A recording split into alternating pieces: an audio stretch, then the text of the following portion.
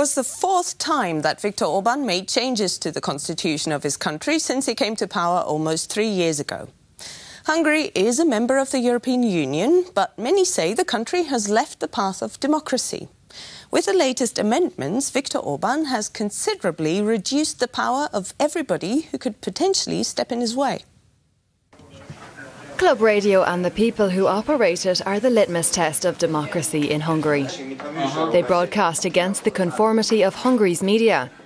For 2.5 years, the government media authority has refused to allot Club radio a permanent frequency band, so the station took the government to court.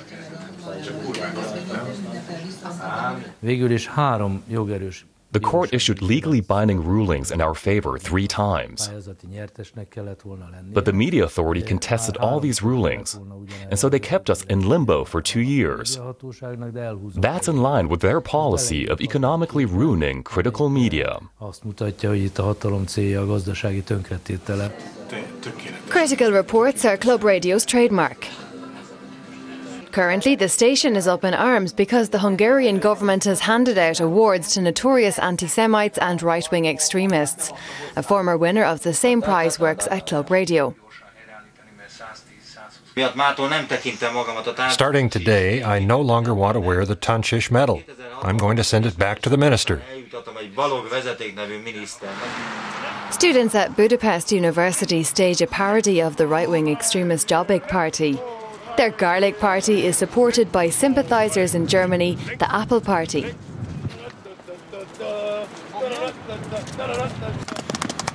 Our 2 countries are depicted as scandalously small. This must change.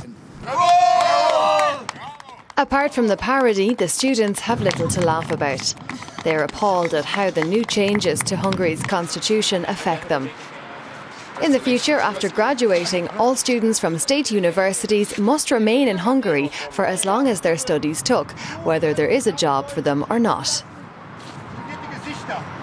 In my opinion, this clearly violates European Union laws that say citizens must have freedom to travel. Students weren't the only Hungarians who saw the courts as the last bastion of the rule of law and democracy. But now the Orbán government's 2/3 majority in Parliament has taken away most of the court's powers, a further step towards autocracy.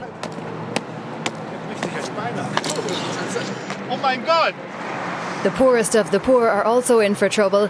Homeless people who sleep on the streets can now be put into prison. Church facilities often help the homeless, the unemployed and families in difficulties. For years, Pastor Gabor Iványi's Methodist Church has fed 1,000 poor people a day, provided 600 beds and run schools for the children of the poor.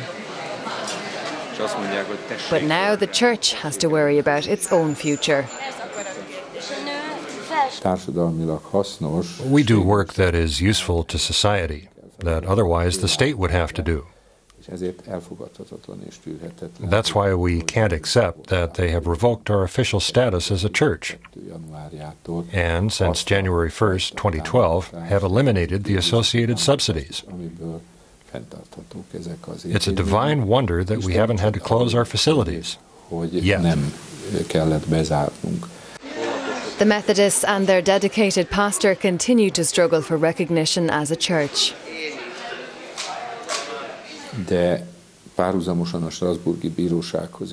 We appealed to the Court of Human Rights in Strasbourg, and I'm sure that it will support our demand.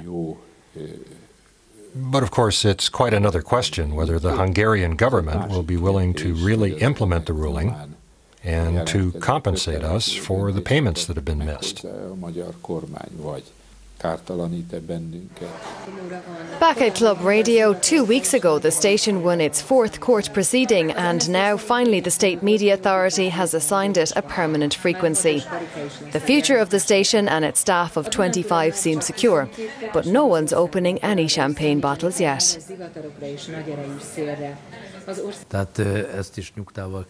We haven't seen the media authorities' decision yet, so we don't know what the conditions are. We don't want to count our chickens before they're hatched. But if we can count on using this frequency, I think we'll still need a year or two to bring our advertising revenue back up to its old level. The zebra in the station's old logo now seems more appropriate than ever. After all, this lithe animal has always been adept at escaping its predators.